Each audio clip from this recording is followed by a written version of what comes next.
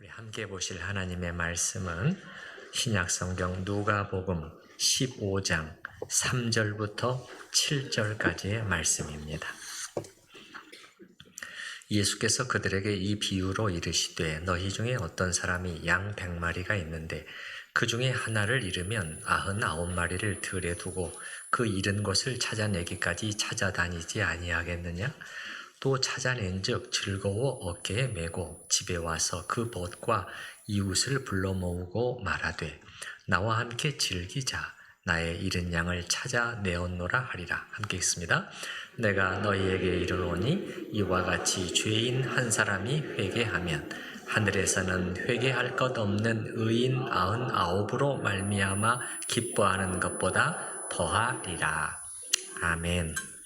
우리가 잘 알고 있는 이 본문 말씀은 서기관들과 바리새인들이 예수님을 향해서 뭔가 마음이 안 좋아져 가지고 수근수근 하는 일이 있었어요. 일종의 그 비판이 섞인 불평의 수군거림이었죠. 무슨 일이 있었느냐? 그 앞에 1절과 2절을 잠깐 보시기 바랍니다. 1절 모든 세리와 죄인들이 말씀을 들으러 가까이 나오니 바리새인과 서기관들이 수군거려 이르되 이 사람이 죄인을 영접하고 음식을 같이 먹는다 하더라. 이러한 일종의 비난에 대해서 예수님이 비유로 대답해 주신 내용이에요. 3절에 보신 비유가 나오죠. 예수께서 그들에게 이 비유로 이르시되, 그래서 누가복음 15장에 총 3개의 비유로 대답을 해 주십니다. 여기 4절부터는 잃은 양, 8절부터는 드라크마, 그 다음에 11절부터 가장 길게 뭐죠? 탕자의 비유, 3가지 비유로 말씀을 해주시는데 오늘은 그 중에 첫 번째 잃은 양의 비유에 해당이 됩니다. 이 비유의 내용은 우리가 이해하기에 그리 어렵지 않죠? 자, 양 100마리를 치는 목동이 있었는데 그 중에 한 마리를 잃었습니다. 자, 4절에 나오죠. 너희 중에 어떤 사람이 양 100마리가 있는데 그 중에 하나를 잃으면 99마리를 들에 두고 그 잃은 것을 찾아내기까지 찾아다니지 아니하겠느냐. 이렇게 잃어버린 양이 확인되는 시점은 보통 해가 지고 저녁 무렵입니다. 그래서 이제 그 저녁 무렵에 양들을 우리에 들이면서 목자는 카운트를 하는 것이에요. 그런데 지금 한 마리가 궐이 났습니다. 무슨 일이 생긴 거죠? 잃어버린 것입니다. 그렇게 되면 그때부터는 그 목자는 이 양을 찾기 시작합니다. 이게 지금 날은 어두워지고 캄캄해지는데 지금 들판을 어디선가 헤매면서 또 들짐승의 막 울음소리도 들리고 이게 얼마나 무섭겠어요. 그 양을 생각을 하면서 어떻게든지 찾아야 되겠다는 심정으로 찾아 헤매는 것입니다. 그래서 보통은 이렇게 찾을 때까지 포기할 수밖에 없는 상황에 이르지 않는 한, 그러니까 예를 들어서 그 양이 들짐승에게 찍혀 먹힌 시신의 일부를 발견했다 할지 그러기 전까지는 계속 찾게 되는 것입니다. 근데 여기 4절에 보면은 99마리를 들에 두고 그 한 마리를 찾으러 간다 했는데 완전 방치는 아닙니다. 그렇게 할 수가 없죠. 동료 목자에게 보통 맡기고 갑니다. 혼자서 양을 치는 것이 아니라 자기가 100마리를 치지만은 또 이렇게 100마리, 200마리 이렇게 또 치는 동료 목자들 함께 움직이니까 그들에게 잠시 부탁을 하고 이 잃은 양을 찾아갑니다. 그 다음에 5절서부터 5절, 6절, 7절에 5절, 6절, 7절에 나오는 이 내용의 핵심은 뭘까요, 여러분? 여러분, 그 5절, 6절, 7절 매절에 비슷한 의미의 단어가 반복되고 있는데 어떤 단어인지 여러분이 찾아보시기 바랍니다. 뭘까요? 그렇습니다. 즐거움, 기쁨입니다. joy입니다. joy. 예. 한번 찾아보십시다. 5절 또 찾아낸 즉 즐거워 얻게. 6절 혼자만이 아니라 함께 즐거워합니다. 집에 와서 그 벗과 이웃을 불러 모으고 말하되 나와 함께 즐기자. 7절 중간점 하늘에서는 회개할 것 없는 의인 99으로 말미암아 기뻐하는 것보다 더하리라. 한마디로 양을 다시 찾은 이 목자가 아주 기뻐하는 그런 모습을 우리에게 묘사해 주고 있습니다. 그런데 이거는 실제 이야기가 아니라 비유잖아요. 그럼 비유에서 잃은 양은 무엇을 가리키는 것이냐 하는 것입니다. 잃은 양. 쭉 6절까지는 계속 잃은 양이라고만 말합니다. 잃은 양이라고만.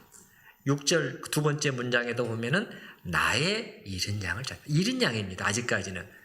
7절에 가서 이 양의 정체가 밝혀집니다. 여러분 두 글자로 된 한 단어가 잃은 양 앞에 잃은 양과 딱 매치되는 두 글자로 된 한 단어가 뭘까요? 그렇습니다. 주인입니다. 하나님을 떠나 있는 주인이죠. 교리적으로 더 정제된 표현을 사용해 보면 회개하지 않고 이 죄인은 회개하지 않았어요. 여러분 7절에 회개라는 단어가 두 번이나 나오잖아요. 반드시 이 절차를 거쳐야 되는데 회개하지 않고 그 다음에 예수 그리스도를 중심으로 한 이 구원의 진리를 믿기를 거부하고 그래서 구원받지 못한 자입니다. 그러면 여기 나오는 이 목자의 기쁨은 누구의 기쁨일까요? 또 보십시다. 여기 7절에서는 어떻게 표현했을까요? 포괄적으로 하늘에서는 이렇게 표현했네요. 7절 중간쯤 보시기 바랍니다. 하늘에서는 회개할 것 없는 의인 99으로 말미암아 기뻐하는 것보다 더 큰 기쁨. 하늘에서의 기쁨입니다. 뭐지요? 당연히 그 한가운데는 우리 하나님의 기쁨이 있겠죠. 거기뿐만 아니라 이 천상의 세계 전체의 기쁨이 임한다는 것입니다. 하나님을 모시고 있는 그 영적인 존재들, 그들에게까지 이 기쁨이 임한다는 것이죠. 그런데 여기서 우리는 중간에 잠시 방점이 어디에 찍혀 있는가를 좀 볼 필요가 있어요. 보통은 언뜻 보면은 잃은 양 한 마리, 그 양에 이 방점이 찍혀 있는 것으로 생각할 수가 있어요. 그런데 잘 보시게 되면 이 본문이 우리에게 보여주고자 하는 모습은 오히려 뭐냐면 목자의 모습이에요. 목자가 어떻게 행동하느냐 그겁니다. 예. 그래서 그 양을 이 잃어버린 양 한 마리인데 그 양 때문에 목자가 어떻게 하고 있느냐? 그 양을 포기하려고 하지 않고 어떻게까지 하고 있느냐? 그리고 찾아냈을 때 또 그가 어떻게 하고 있는가? 이겁니다. 여기에 방점이 찍혀 있어요. 그럼 뭐겠습니까, 여러분? 뭐겠습니까? 한마디로 목자가 되시는 우리 하나님의 모습을 그려서 우리에게 예수님이 보여주고 계시는 것이에요. 잃어버린 영혼을 찾으시고 찾으시면 그 죄인이 진심으로 회개하여 돌아오면 그리도 기뻐하시는 하나님의 모습입니다. 예수님은 이것을 우리에게 정확히 이 그림을 우리에게 보여주고 계시는 것이에요. 그런데 여기서 여러분 잠시 이 본문을 읽을 때 또 좀 오해하지 말아야 될 것은 잘못 생각하면은 이 99마리보다도 한 마리가 더 중요하단 말인가? 중요하다. 이제 이렇게 인식이 될 수가 있는데 사실 꼭 그런 것은 아니에요. 그렇게 되면 우리 머릿속에 어떤 그림이 그려지냐면은 우리 안에 있는 99마리보다도 우리 밖에 떠돌아다니는 한 마리가 더 중요하다. 그러면 우리 안에 있는 그 뭐겠어요? 구원받은 하나님의 자녀들보다 구원받지 못한 이 우리 밖에 있는 그 한 영혼이 하나님께는 더 중요하다. 이렇게 돼버리면은 어떻게 될 수 있느냐? 그 한 마리도 우리 안에 딱 들어오는 순간에는 이제는 덜 중요한 존재가 돼버린다는 말인가요? 그런 논리로 치게 되면 차라리 하나님의 사랑과 관심을 더 받고 싶으면 안 들어오는 게 더 좋죠. 우리 밖에 머물러 있어야 되죠.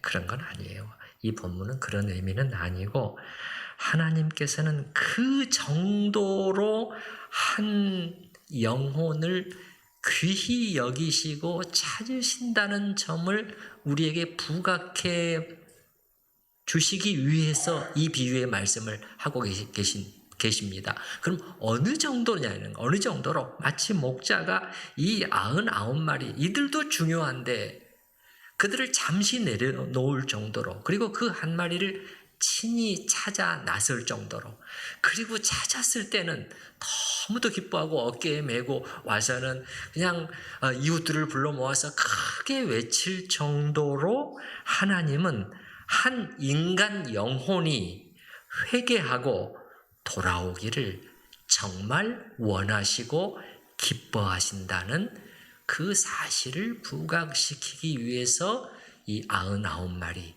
한 마리 이 비유를 주고 계십니다. 그러면 여러분, 목자 되신 하나님은 왜 이렇게까지 하실까요? 왜 이렇게 한 마리를 찾으시는 것일까요? 자, 여기서 우리가 또 자칫 잘못하면 이렇게 될 수 있는데, 우리가 대단해서 우리에게 뭔가 하나님의 사랑과 귀여움을 받을 만한 요소가 있기 때문에 하나님이 그렇게까지 애를 쓰면서 찾으시는 것인가? 그건 아니라고 분명히 말씀드렸습니다. 왜? 성경이 그게 아니라고 계속해서 말씀하니까. 하나님을 거스르고 목이 곧은 인간들 안에는 하나님의 사랑을 받을 만한 사실은 요소가 전무하다는 것이 성경의 선언입니다. 그러면 원인은 어디 있느냐? 우리에게 있지 않고 전적으로 하나님께 있다고 성경은 가르쳐 줍니다. 뭐냐? 하나님의 그 말할 수 없는 긍휼이라는 것입니다. 긍휼은 뭡니까, 여러분? 불쌍히 여기시는 사랑 아닙니까? 불쌍히 여기시는 사랑 때문에 하나님은 이렇게 하신다는 것이에요. 여러분, 우리는 정말 우리 하나님이 이런 분이심을 생각하면서 다시 한번 하나님을 높이 찬양할 수 있어야 되겠습니다. 자, 보십시다. 이 죄인들은 어떤 상태에 있는가? 이걸 하나님은 지금 우리보다도 훨씬 더 선명히 보고 계시는 것이에요. 하나님의 형상으로 창조된 이런 인간이 타락하고 하나님을 거스르고 떠났습니다. 그래서 그 결과로 끔찍한 상태에 처하게 됐습니다. 제가 방금 무슨 표현을 썼느냐? 끔찍한 상태에 처하게 됐다고 말씀을 드렸습니다. 하나님의 시각으로 보면 이게 보인다는 것입니다. 하나님을 떠난 인간에게는 말하자면 기독교 신학이 죄와 비참이라고 부르는 일이 일어나게 됐습니다. 그래서 인간은 죄로 망가지고 뒤틀리고 이 파괴되게 됐습니다. 우리가 지난주엔가 한번 예를 들어서 생각을 해봤잖아요. 어떻게 이렇게까지 망가질 수 있느냐 우리 생각해 봤잖아요. 어떻게 그 입술로 하는 말과 그 부드러운 말과 그 마음 속에서 품고 있는 의도가 180도로 다를 수 있는 지구상의 유일한 존재가 인간입니다. 한마디로 만신창이가 된 상태입니다. 하나님의 눈에는 이 모습이 보입니다. 그리고 인간은 이런 가운데 눈이 어두워지게 됐습니다. 볼 수 있는 눈이 어두워지게 돼버려서 계속 속아 살게 됐어요. 그래서 어떻게 살고 있느냐? 결코 채워줄 수 없는 것들을 계속 찾아 헤맵니다. 신기루와도 같은 것을 찾아 헤매요. 그럼에도 불구하고 결코 채워지지 않는 허기진 인생입니다. 이렇게 해서 하나님을 거스르고 하나님의 진노의 대상이 되어 있다가 마지막에 그들을 기다리고 있는 것은 무엇입니까? 성경이 영원한 멸망의 형벌이라고 부르는 무서운, 사실은 생각하기도 싫은 일입니다. 하나님은 이 모든 것을 아시고 선명히 보고 계시잖아요. 그리고 이들 죄인들을 향한 하나님의 불쌍히 여기심이 너무도 크기 때문에, 그래서 이 죄인이 돌아와서 건짐을 받았을 때 이렇게도 기뻐하시는 것입니다. 우리는 이 본문을 읽을 때 어떤 분들은 약간 고개가 갸우뚱거려질 수도 있을 거예요. 아니, 양 99마리, 100마리 이렇게 모든 목자, 모든 목동들이 이렇게 할까? 그렇지는 않겠죠. 그렇게 하지 않는 목동들도 있을 것입니다. 그저 양을 자기의 그 재산의 하나로 여기고 그 중에 한 마리 정도 이러도 그냥 쉽게 포기해버리는 그러한 목자들도 있겠지요. 그러나 주님은 뭘 말씀을 해주시는 거예요? 하나님은 그렇지 않으시다는 거예요. 왜냐? 그분은 참된 목자시기 때문에, 그분은 사꾼 목자가 아니시기 때문에 그런 분이 아니시고 여기에 나와 있는 것처럼 이렇게 한다는 것입니다. 그래서 주님은 이 비유의 말씀을 통해서 잃어버려진 바 된 영혼을 향한 하나님의 마음을 우리에게 보여주셨습니다. 자, 그렇다면 이제 우리에게로 공이 넘어옵니다. 그러면 우리는 어떻게 해야 될까요? 하나님은 참 이런 분이시구나 하고 끝인가요? 그게 아니겠죠? 우리도 하나님의 이런 마음을 알고 이 세상을 볼 때, 이 세상이 어떤 세상입니까? 잃어버려진 사람들의 세상입니다.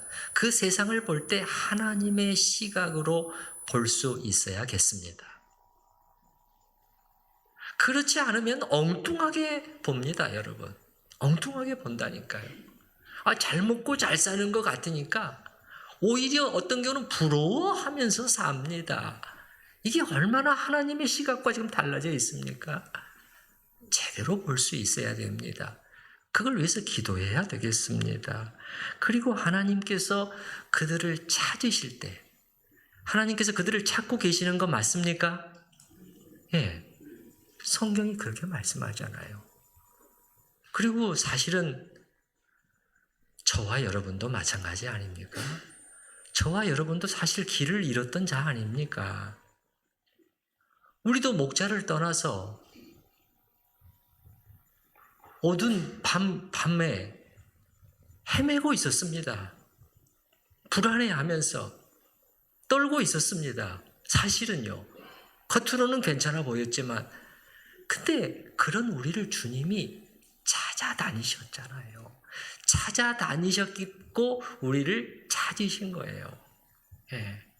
그래서 나 같은 죄인 살리신 그 찬송가의 그 원문 가사를 보면은 나는 잃어버려진 자였는데 나는 찾아졌다. 내가 찾은 게 아니에요. 주님이 나를 목자가 양을 찾아내는 거잖아요. 예.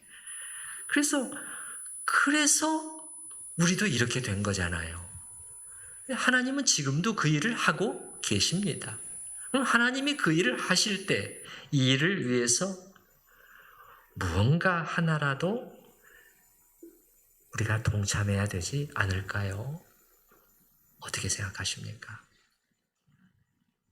그런데 우리가 이렇게 하리라 했을 때 조심해야 될 것이 있어요. 제가 자주 상기시켜 드리지만 이게 금방 교세 성장 쪽으로 가버리는 것이에요. 여러분, 전도한다, 가끔 이렇게 전도한다, 이런 영혼을 구원한다, 이렇게 하면서 그 속으로는 교세 성장, 교인 수 늘어나고 교회 사이즈 커지는 것을 기대하는 그러한 교인들, 그러한 목회자들이 있습니다. 근데 이 두 가지가 비슷해 보이지만 사실은 다릅니다. 교회 성장, 영혼 구원, 잃어버린 영혼을 구원하리라. 이건 순수한 동기입니다. 순수합니다.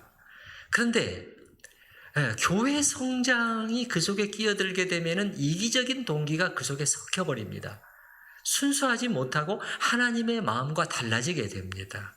자, 제가 이 둘이 어떻게 다른지 예를 들어서 설명해 볼게요. 자, 교회에 어떤 한 사람이 방문을 했는데 아주 허름하고 또 약간 냄새도 풍길 수 있는 그런 옷을 입고 왔고 몸도 불편해 보입니다. 그리고 저렇게 살짝 보아하니까 앞으로 별로 헌금도 못할 것 같아요. 그렇게 되면은 그런 방문자를 대할 때는 벌써 차이가 나게 됐단 말이에요. 소극적으로 대해지게 돼요. 교세 성장 쪽으로 마음이 가 있으면은 이렇게 된다는 것입니다. 예, 또 안 나오면 안 나오는가 보다. 무슨 일이 있나 보다. 그냥 놔둬버려요. 그러나 영혼 구원에 관심이 있으면 이런 것이 문제가 안 됩니다. 왜냐하면 이 사람도 하나님이 찾으시는 잃은 양임을 알고 있기 때문이에요. 우리가 뭘 봐도 알 수 있어요. 다시 한번 보십시다. 15장 1절 말씀 다시 한번 보시기 바랍니다. 여기 본문 15장 1절 말씀. 어떤 사람들 때문에 문제가 되었습니까? 거기 보면은 모든 누구와 누구? 세리와 죄인들이 말씀을 들으러 가까이 나왔다는 거예요. 이들은 사회적으로 이 배척당하고 있던 사람들이었습니다. 소외되거나 하찮게 여겨지는 사람들이었어요. 근데 그 사람들과 같이 음식을 먹으면서 어울려 랍비가 그러나 예수님이 왜 이렇게 하셨습니까? 이들이 바로 잃은 양임을 아셨기 때문에 예수님께는 전혀 차별이 없었던 것입니다. 자기야 세력을 많이 늘리고 무슨 이렇게 해서 헌금을 해서 뭔가 실제적인 도움을 줄 수 있는 사람을 예수님은 찾아다니시는 것이 아니라는 거예요. 여러분의 마음은 어느 쪽인가요? 교회 성장 쪽입니까? 영혼 구원 쪽입니까? 우리는 12,000세대다 또 몇만 명이다 곱하기 가족당 하면은 이렇게 하는데 제가 자꾸 그 숫자 얘기하지 말자 그렇게 말씀드렸잖아요. 예수님께는 몇 명이었습니까, 여러분? 오늘 몇 명입니까? 한 명입니다. 단 한 명입니다. 그러니까 잃은 양 한 마리라도 우리가 제대로 돌아오게 해야 됩니다. 그게 우리의 목표가 되어야 됩니다. 그게 우리의 동기가 되어야 돼요. 제대로 회개하고 하나님께 돌아와서 살도록 정말 살아나도록 해야 합니다. 7절에 다시 한번 보시기 바랍니다. 7절에 내가 너희에게 이르노니 이와 같이 죄인 한 사람이 뭐하면 회개하면입니다. 여러분 회개가 무슨 뜻이라고요? 자, 슬퍼할 회요 돌이킬 개입니다. 자신의 죄를 슬퍼하고 돌이키는 것입니다. 이게 없이 믿는 것은 진짜 믿음이 아니죠. 여러분 하나님은 이렇게 분명히 회개하는 죄인을 받아주십니다. 무조건적으로 받아주시는 게 아니에요. 여기 세 번째 11절부터 탕자의 비유가 나오잖아요. 탕자의 비유가 나오는데 그저 아버지가 그냥 회개하지도 않은 아들을 무조건 가서 그냥 얼싸안고 막 받아주고 그렇게 했다고 생각하신다면 본문을 잘못 읽으시는 거예요. 그렇지 않습니다. 그 중간에 보셔요. 그 둘째 아들 편에서 회개가 있었습니다. 뭐라고 회개했느냐? 내가 하늘과 아버지께 죄를 지었구나. 이제부터 나는 아버지의 아들이라고 그런 자격이 없는 놈이다. 여러분, 이보다 더 큰 회개가 있을까요? 그 전에는 어땠습니까?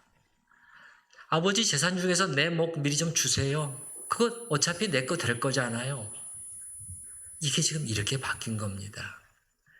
그래서 우리의 목표는 이 영혼이라도 진짜 회개하고 아버지께 제대로 돌아와서 살아나도록 이게 우리의 목표가 되어야 됩니다. 교인수 늘어나는 것이 아니라 그래서 삶의 방향을 바꿀 수 있도록 어둠에서 빛으로 절망에서 소망으로 그 삶이 바뀔 수 있도록 그 한 영혼을 찾는 일이 우리의 목표가 될 수 있기를 바랍니다. 그래서 이 자칫 잘못해서 다른 방향으로 자꾸 가지 않도록 우리가 조심하고 우리의 동기를 순수하게 할수록 또 하나님께서 더 우리에게 은혜를 주실 줄로 믿습니다. 이제 실천적인 측면을 한두 가지 말씀드리고자 합니다. 자, 이 일을 위해서 우리가 교회적으로도 할 수 있는 일을 또 해나가고 그래서 작년 오후 예배 시간에도 4주에 걸쳐서 전도에 관한 특강 시간을 갖기도 했잖아요. 그래서 맨 먼저 전도라는 게 과연 무엇이냐 여기서부터 알고 출발하자. 그래서 그 성경적인 본질을 우리가 찾아봤고 또 개인 전도를 어떻게 해야 되냐. 그래서 우리가 한번 좀 실습도 미흡하지만 해보기도 했고 또 요즘에 부각되고 있는 관계 중심 전도 그걸 좀 또 상세히 설명해 드렸죠. 그래서 그 뭐죠? 전도가 갈수록 어려워지는데 어떻게 그 나와 관계를 맺고 있는 지인들을 마음에 품고 기도하고 주님께 인도하는 그 방법, 그 과정 그런 것들을 우리가 함께 나눠봤습니다. 이런 일들은 우리가 앞으로도 계속 해나가야 될 것이고 오늘은 이런 것들을 제가 되풀이하고자 하는 것이 아니라 한두 가지 더 우리가 교회적으로 우리가 할 수 있는 조금 마음만 먹으면 그렇게까지 어려운 일, 그런 거창한 일은 아닌 거 그거를 좀 말씀드려 보려고 해요. 제가 지금부터 말씀드리는 내용은 우리 새로 오신 분들보다는 우리 교회 기존 성도님들에게 해당되는 내용입니다. 혹시라도 새로 오신 분들은 그렇게 알고 들어주시면 되겠습니다. 자, 이제 앞으로 어떻게 될지는 모르겠지만은 우리 교회를 방문하게 될 분들이 어느 정도 있을 것으로 보입니다. 이제 들려지는 바로는 이런 경우에 그러니까 새로 이어진 아파트 안에 있는 그 단지 안에 있는 그런 교회에는 정말 숱하게 많은 사람들이 방문하고 거쳐간다고 합니다. 자, 이런 가운데서 우리가 해야 하고 할 수 있는 일이 뭐냐는 것입니다. 저는 적어도 이것만은 피해야 되겠다. 혹시 우리의 무관심이나 불친절로 인해서 하나님께서 정말 우리 교회에 보내주시고자 하는 한 영혼이 이른 한 영혼이잖아요. 그래서 말씀을 듣고 그 말씀 안에서 잘 양육되어서 그 하나님을 알아가고 이렇게 성장시켜 주고자 하시는 그런 영혼을 혹시라도 우리의 무관심이나 불친절로 인해서 놓치는 일은 없어야 되지 않겠습니까? 참 우리가 밖으로 나가서 전도해 봤지만 쉬웠습니까? 어려웠습니까? 그저 전도지 뿌리치지 않고 받아주면은 고마웠어요. 그렇잖아요. 쌀쌀맞은 반응들 적지 않았습니다. 이런 일들은 이런 현상은 앞으로도 점점 더 심해질 것이에요. 그런데 지금 자기 발로 찾아온 영혼이 있을 때 이건 우리에게 정말 좋은 기회잖아요. 다시 말씀드립니다마는 교회 성장을 위한 기회가 아닙니다. 잃어버린 영혼을 건질 수 있는 그 아버지의 마음을 우리가 가지고 방황하는 영혼들이 그 말씀 안에서 잘 자라고 하나님을 경외하는 법을 배우도록 그리고 이것이 진정한 행복이라는 어디에 우리의 진정한 행복이 있습니까? 여러분 많이 찾아봤잖아요. 인생 살면서 이제 아직까지 헤매고 있으면 안 되잖아요. 이거잖아요. 우리의 진정한 행복이 하나님과의 관계 속에서 온다는 이 사실을 깨닫도록 찾아온 그 영혼이 깨닫도록 여러분이 도울 수 있는 좋은 기회 아닙니까? 이걸 위해서는 온 교회가 힘을 합쳤으면 좋겠다는 것이에요. 교역자들이 있고 전도부가 있고 새가족부가 있지만은 이분들만의 일이 되어서는 안 되겠어요. 제가 부탁드리고 싶은 것은 이것입니다. 이런 자세를 가지고 우리가 앞으로 이제 해나갔으면 좋겠다. 목표는 이거잖아요. 이런 영혼을 찾는 거잖아요. 그 목표를 순수하게 가지고, 그리고 그걸 위해서 오늘부터는 천우교회 모두가 새가족부다. 이런 자세가 있었으면 좋겠어요. 힘드실까요? 천우교회 모두가 새가족부다, 이제는. 그래서 우리가 거창한 것을 오늘은 말씀드리려고 하지는 않습니다. 가장 쉬운 것부터 우리가 뭐 바꿀 수 있는 것이 있을까? 그런 것이 있다면, 예를 들어서 조금 우리가 더 많이, 앞으로는 더 많이 웃으십시다. 더 많이 웃었으면 좋겠어요. 그 웃는다는 것은 사람이 참 그렇잖아요, 여러분. 어느 교회를 갔다, 또 누구를 만났다. 근데 상대방이 나에게 따뜻한 미소를 던져줄 때 어때요? 그럴 때하고 무뚝뚝하게 이렇게 있을 때 약간 화가 난 것처럼, 웃지 않으면 사실 약간 화가 난 것처럼 보여요. 그 이제 그럴 때하고 어떻습니까? 아, 나를 적어도 환영해 주는구나 하는 그것을 사람이 느끼게 되잖아요. 이것도 제가 우리 여러분이 꼭 잘못하고 있어서만 이 말씀을 드리는 건 아니에요. 그 최근에 한 우리 교회에 이렇게 이제 오신 분이 그런 말을 하더라고요. 교회 분위기가 목사님 밝아요. 그렇게 얘기를 해요. 그래서 저도 참 기뻤는데, 근데 그렇지만 우리가 이제 연세들도 많이 들고 했는데 이런 경우에 좀 웃는데 더 어려움이 있다고 제가 말씀드렸잖아요. 그거는 사실이에요. 전에 우리 교회 부교역자로 있던 김건우 목사님이 했던 말이 생각이 납니다. 그분이 수요 성경 공부를 가르치기 위해서 처음 선 자리였는데요. 갑자기 이분이 이런 말을 하는 거예요. 여러분 좀 웃어주시면 안 되겠습니까? 너무 무섭습니다. 그러는 거예요. 그래서 빵 터졌어요. 빵 터졌어요. 근데 사실 좀 생각해 봐야 될 점이 아닌가. 그분도 지금 많은 여러 교회를 사역을 해본 분이에요. 화가 난 것처럼 보이는 거예요. 그냥 웃지 않았을 뿐인데 자기한테는 무섭게 여겨진 거예요. 그렇다면은 우리가 또 그런 부분에서 좀 노력할 필요가 있겠구나. 나이 자체가 뭔가 갈수록 얼굴 근육이 좀 달라져서 그러는지 모르겠습니다만은 좀 우리 자꾸 굳어지게 만드는 경향이 있고, 또 살아온 기간만큼 우리가 감당해야 했던, 또 지금도 감당하고 있는 삶의 무게들이 늘어나기 때문에 자신도 모르는 사이에 웃음이 거쳐가는 것 같습니다. 그렇기 때문에 이 일은 우리가 밝게 서로를 향해서, 특히 새로 오신 분들을 향해서 따뜻하게 이렇게 미소를 던지는 것은 자연스럽게 되지는 않는다는 것입니다. 상당한 의식적인 노력이 필요해요.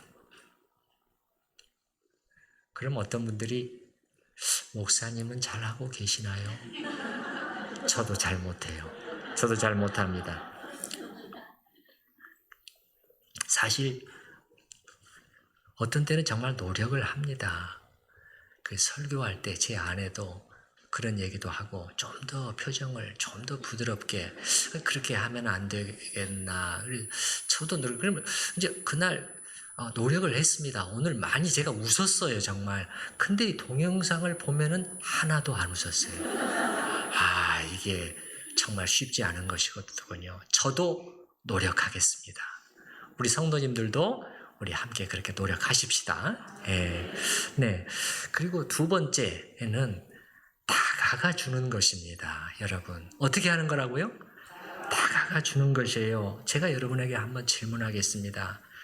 우리 교회에서 여러분이 최근에 이게 전혀 낯익은 분이 아닌데 이런 분을 이렇게 잠깐이라도 스쳐 지나가거나 그랬을 때 여러분이 먼저 개인적으로 다가가서 안녕하세요, 반갑습니다.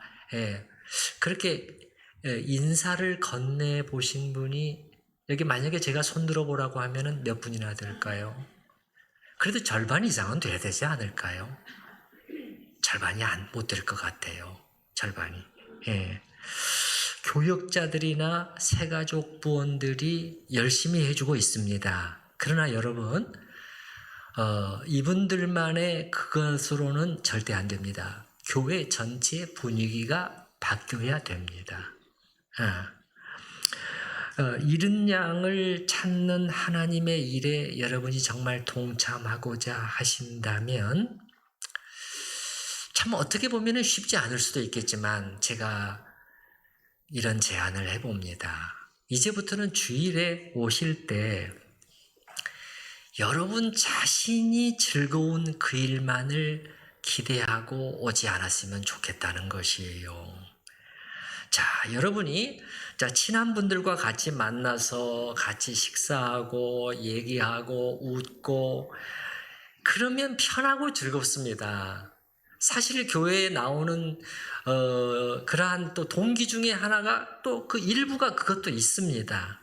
그러나 여러분이 다 그렇게만 해버리면 우리 교회에 하나님이 보내주시는 영혼들을 놓칠 가능성이 매우 높아요. 매우 높습니다. 그러므로 교회에 와서 여러분 자신이 즐겁고 행복해지는 것을 기대하는 것보다 우리 이제 한 단계 높이자는 것입니다. 왜냐하면 하나님이 우리에게 이 중대한 사명을 주셨잖아요. 여러분이 다 기도하고 계시잖아요. 기도할 때마다 우리가 기도하잖아요. 하나님 여기 왜 우리를 존 아파트, 포레온 아파트 안에 우리 교회를 왜 두셨습니까? 우리가 그렇게 되기 위해서, 구원의 통로가 되기 위해서 우리가 기도하잖아요. 그러면 우리가 구원의 통로가 되기 위해서 뭐가 바뀌어야 되고 나는 어떻게 바뀌어야 되는가? 그걸 생각하고 실천해야 되는데 그 중에 하나가 내가 즐겁고 행복해지는 것보다도 더 우선순위. 자, 여러분 이게 성숙한 자의 태도입니다. 성숙한 자의 태도예요. 로마서에 보면은 그리스도께서도 자기를 기쁘시게 하지 않으셨다. 참 아름다운 삶이었습니다. 향내나는 삶이었습니다, 여러분. 이게 하나님을 기쁘시게 하는 자의 성숙한 자의 삶이에요. 그래서 제가 읽어드려 볼게요. 로마서 15장 23절. 우리 각 사람이 이웃을 기쁘게 하되 이거예요. 나가 아닙니다. 다른 사람을 기쁘게 하되 선을 이루고 덕을 세우도록 할지니라. 그리스도께서도 자기를 기쁘게 하지 아니하셨나니. 이겁니다. 그래서 여러분이 이렇게 기도하실 수 있다면 참 좋지 않을까요? 교회에 오실 때 주님, 저는 오늘 또 예배 드린 후에 예배 드릴 때는 하나님께 집중해야 됩니다. 그때는 다른 분들 자꾸 보시면 안 돼요. 네, 하나님께 집중해야 돼요. 그러나 그리고 나서는 하나님의 마음, 하나님은 오늘도 찾으시는데 저도 찾겠습니다. 뭔가 새로운 얼굴이 있으면, 그리고 그분이 뭔가 좀 어색하게 서 있는 것 같으면 다가가서 이렇게 내 소개도 하고 그렇게 해보겠습니다. 제 성격상 쉽지 않습니다, 주님. 그렇지만 시도해 보겠습니다. 이게 아버지의 마음을 알고 행하는 사람의 자세예요. 이건 여러분이 입장을 바꿔놓고 생각해보면 금방 알 수 있어요. 자, 여러분이 뭐 이사를 가거나 어떻게 해서 이제 새로운 교회를 정해야 되고, 그래서 막 다니다가 이제 한 교회를 거의 마음에 이렇게, 이 교회로 할까? 이렇게 이제 생각하는 교회가 있었어요. 그래서 이제, 예배를 잘 드리는 거예요. 이때까지는 좋았어요. 그런데 이제 끝나고 나서 뭐 식당에 가고 했더니 전부 다 막 3, 3, 5 너무너무 친한 거예요. 막 얘기들 하고 있는데 내가 들어갈 자리가 없는 거예요. 너무들 친해서. 그러면 여러분이 그 교회를 계속 다닐 용기가 날까요? 아주 신앙이 높고 좋은 사람들은 이겨낼 수 있을지 몰라요. 그러나 대부분은 그렇지 못해요. 대부분은 어린 신자들이거든요. 예. 아니면 믿지 않는 사람들이랄지. 예. 그렇기 때문에 여러분, 이게요, 아주 오래돼서 소위 안 좋게 말하면 끼리끼리의 문화가 고착된 교회에서는, 오래된 교회에서는 역설적으로 새신자가 정착하기가 매우 어렵게 되어버립니다. 이거 우리가 답해야 됩니다.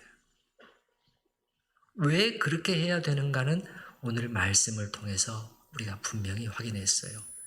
교회 성장 옆으로 치워놓자고요. 여러분, 제가 어떤 사람인지 아시잖아요. 제가 누누이 그거 아니라고 계속 여러분한테 강조해온 건 여러분이 아시잖아요. 그거 아니고 오늘 이거, 하나님이 우리에게 이곳에서 좋은 예배당을 주시고 우리에게 주신 그러한 사명이 있기 때문에 우리가 그렇게 하자는 것입니다. 다시 말씀드립니다.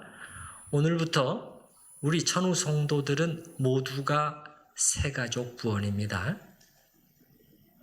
모두가 새가족 부원입니다. 내가 새가족 부원이다. 그렇게 하는 자세로 우리가 출발해서 정말 하나님을 기쁘시게 하는 우리 교회가 될 수 있기를 바랍니다. 자, 오늘 또 우리가 합심 기도할 때 짤막짤막하게 3가지 기도 제목 놓고 기도하겠습니다. 길지 않게 기도할 테니까 여러분 집중해서 기도해 주시기 바랍니다. 자, 첫 번째는 하나님의 시각으로 주님 이 세상과 영혼들을 볼 수 있도록 도와주시옵소서. 이들이 참 진정한 영적인 현실이 얼마나 가난한 상태에 있는지, 얼마나 하나님을 필요로 하고 있는지 그거를 보게 하여 주세요. 그 기도하겠습니다.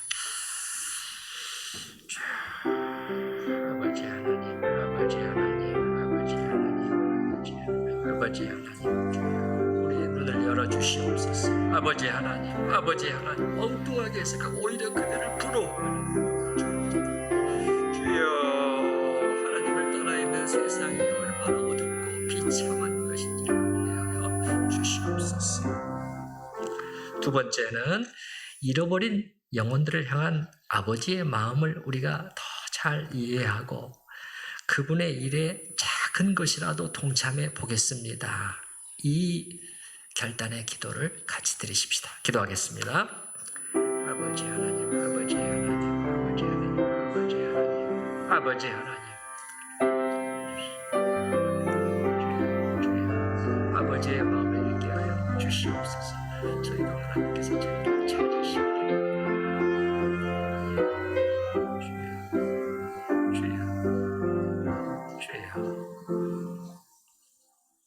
마지막 3번째로 우리가 기도하는 것처럼 정말 우리 교회에서 자라가야 될 사람들을 하나님께서 보내주시기를 위해서 기도하고, 보내주시면 저희가 잘 돌보겠습니다. 사랑으로 잘 돌보겠습니다.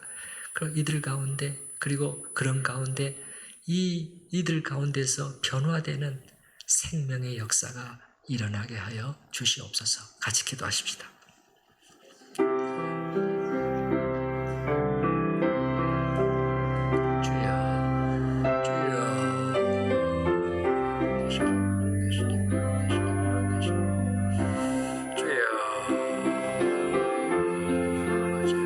아버지 하나님, 아버지 하나님, 아버지 하나님,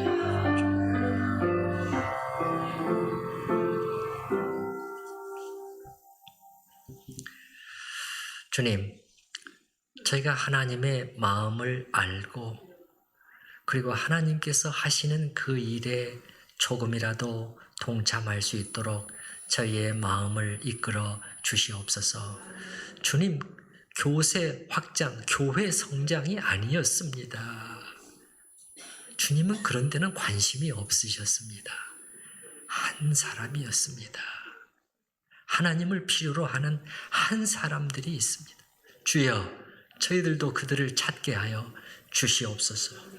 주여, 이 일을 위해서 저희 자신을 기쁘게 하는 것을 잠시 내려놓기를 원합니다. 아버지 하나님, 감히 이 일을 저희가 시도해 보게 하여 주시옵소서. 이제 기존에 우리가 행해왔던 것에서 바뀌어야 될 무엇이 있다면, 주님, 이제는 바뀌지 않으면 안 되는 중요한 시점이라는 것을 생각하고 하나님께서 보내주시는 그 한 명의 영혼을 사랑과 관심과 기도로 돌봄으로 그들이 정말 주님을 만나고 주여, 절망에서 소망으로, 어둠에서 빛으로 삶이 전환되는 생명의 역사가 일어나는 것을 저희가 보고 하나님께 영광을 돌리게 하여 주시옵소서. 예수님의 이름으로 기도하옵나이다. 아멘. 찬송가 329장인데요. 329장 주날 불러 이르소서. 우리가 많이 불러보는 곡은 아니기 때문에 우리 김 집사님이 1절을 불러주시고 이어서 우리가 함께 부르도록 하겠습니다.